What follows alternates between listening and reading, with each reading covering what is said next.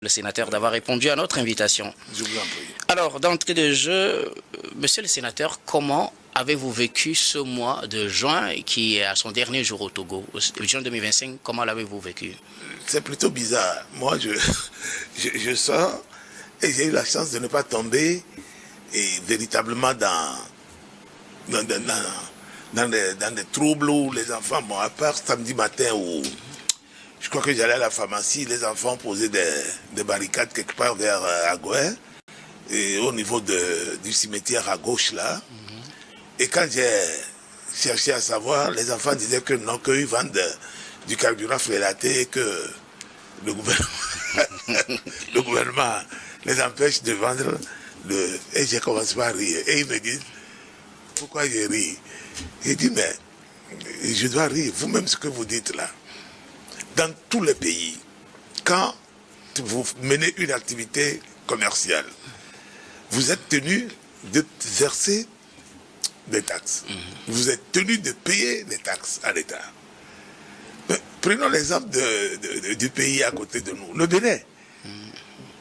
Beaucoup de jeunes vendent de l'essence qu'on appelle communément boudin au Bénin. Et quand le président Talon est arrivé, ils ont formalisé. Il a formalisé cela. Au Togo, c'est encore une tolérance pour laquelle personne ne devait en réalité se plaindre. C'est un sérieux. Ok. Alors, voilà. Alors pour revenir au mois de juin, vous n'avez rien vécu d'extraordinaire? Non, moi, j'ai rien vécu d'extraordinaire, mais à part que c'est plutôt des gens qui m'alarment.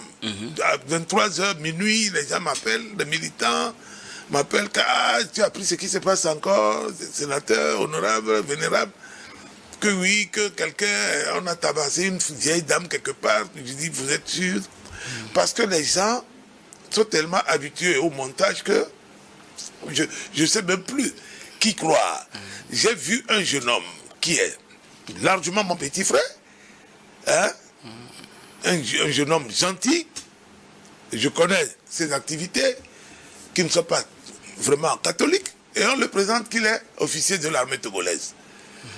Et elle m'a donné, mon communicateur me le montre en tenue treillis, et quelqu'un qui a été réellement de l'armée togolaise, qui est hors de nos frontières, dont les deux portent le même prénom, l'appelle mon ancien, je dis, attendez, il y a un problème là, il faut aller jusqu'à ça. Moi je suis un centriste, hein, et puis je n'aime pas les montages. Voilà, on ne peut pas faire évoluer les choses par la désinformation. Non. Ce mois de juin, donc si je récapitule, a été marqué par des montages et la désinformation selon vous? Beaucoup, okay. beaucoup. Alors, vous savez, la liberté de manifester est légale et est autorisée au Togo.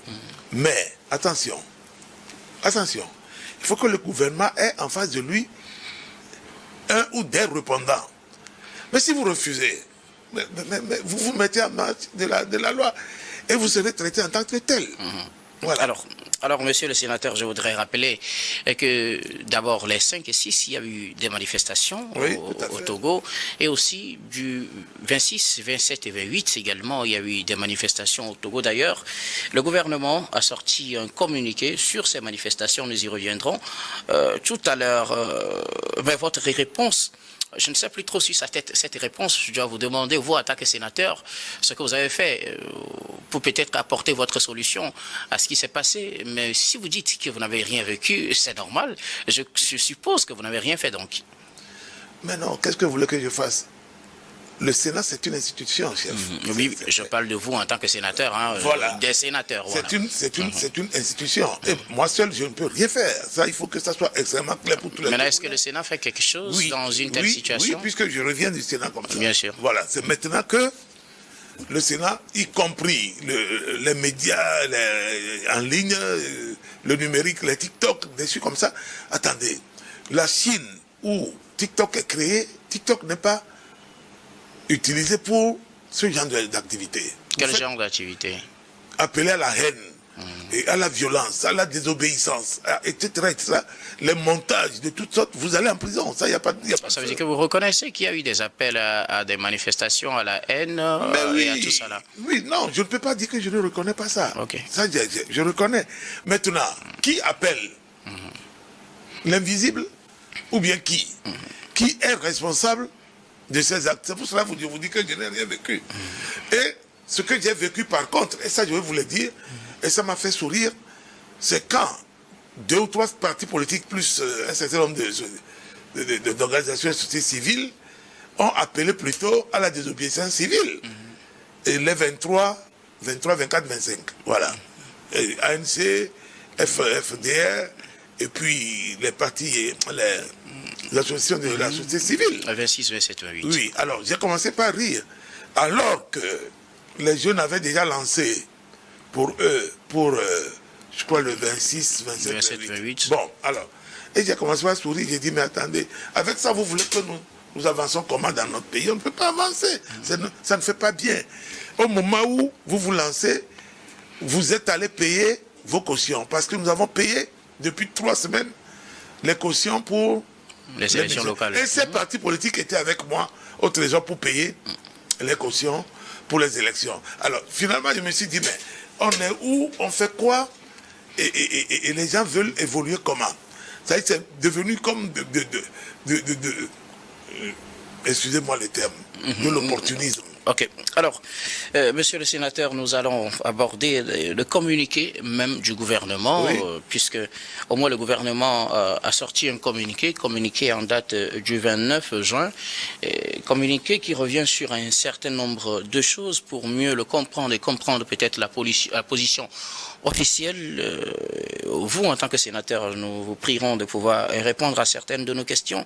Nous allons commencer d'abord par le premier paragraphe situe un peu le contexte de ces manifestations. Le deuxième paragraphe, on parle d'images relayées sur les médias et les réseaux sociaux qui sont générées par l'IA. Vous les évoquiez tout à l'heure. Est-ce que toutes les images qui ont circulé ces derniers temps dans le cadre de ces manifestations sur les réseaux sociaux et sur les médias sont des images générées par l'IA? Est-ce qu'ils sont des images, ou bien elles sont des images générées toutes par l'IA? Parce que le deuxième paragraphe dit... Non, attendez, moi je vais vous dire, d'abord, moi je ne suis pas dans ces histoires d'Internet, ce sont mes communicateurs qui viennent en faire le point, mais eux, ils arrivent facilement à distinguer ce qui est vrai, le vrai du faux. Ouais. D'ailleurs, en venant, je suis venu, si vous permettez, avec quelques images et tout, et vous verrez que... Okay. Sur le premier, de Togo Chèque, oui. Mon communicateur m'a dit, Président, c'est une image de 2006, et puis c'est très précis, du 16 juillet 2017. Et c'est un jeune de 12 ans et qui a été pris par un site nigérien, de Eagle Online, quelque chose comme ça. Donc ce n'est pas des images du Togo, cette image particulièrement. Oui, cette image, ce n'est pas du Togo. Okay. La deuxième image également n'est pas du Togo. Voilà, les deux que je vous montre. Ce sont pas, ça c'est Nigeria et l'autre c'est Kenya. Ok. Dans le truc, bon, attendez, alors quand c'est comme ça, c'est extrêmement difficile pour des gens comme moi de pouvoir suivre et de pouvoir apprécier. Maintenant, l'IA, je sais les dégâts que ça peut donner et je sais également ce que ça peut produire de positif. Mais s'il faut que l'IA, nous l'utilisons comme ça au Togo, mais je suis désolé de le dire, mais c'est pas vraiment ça. La désinformation ne peut pas nous faire avancer. C'est pas possible. Merci beaucoup. Vous-même, vous êtes un universitaire. Je ne pense pas que l'IA utilisée de cette manière-là, mon cher Guillaume, peut vraiment nous aider au Togo. Oui, j'ai parlé de TikTok, on a parlé de TikTok, et TikTok aux États-Unis, vous savez que c'est interdit dans l'administration. Même la Chine, où c'est créé, c'est prohibé. C'est pour le commerce. Certaines utilisations, effectivement, sont prohibées pas fait pour certains réseaux sociaux. Moi, ma question, c'était concernant ces images. Selon le communiqué, on dit que utilisant la manipulation, la diffusion de fausses informations et images, parfois générées par le recours à l'intelligence artificielle ou importées de contextes sans rapport avec le Togo, ces personnes visent clairement à semer le trouble, à perturber la vie socio-économique du pays et à déstabiliser les institutions établies. Et ma question, c'était de savoir si toutes les images qu'on a vues sont générées par l'IA, parce qu'il faudrait que l'opinion aussi soit située par cette communication. Quand vous dites toutes les images, je vais dire non. Il faut faire attention, parce que quand une manifestation est illégale, les FDS ne peuvent que s'interposer. Et en s'interposant, il y a toujours des gaz lacrymogènes. Même en France, même aux États-Unis, même, je sais pas, en Allemagne, etc., etc. Voilà. Donc les images de gaz lacrymogènes sont réelles, ne sont pas générées par l'IA. Non, vous savez. Ou bien certaines. Certaines images, il faut faire la part. Mais ça va être extrêmement difficile de démêler le vrai du faux, à partir du moment où l'intelligence artificielle se mêle. Mais de grâce, et c'est pas au Togo, la plupart de ces images ne sont pas du Togo. Non, Merci beaucoup, monsieur le sénateur. Alors, le troisième paragraphe de ce communiqué revient sur certains aspects en disant que le peuple togolais a répondu avec calme et responsabilité, poursuivant ses activités quotidiennes sur l'ensemble du territoire national dans un esprit de maturité et de paix. Est-ce que sur l'ensemble du territoire national, selon les informations que vous avez reçues par après, puisque vous êtes sénateur, sûrement vous avez eu des informations, est-ce qu'il y a eu juste du calme? Oui.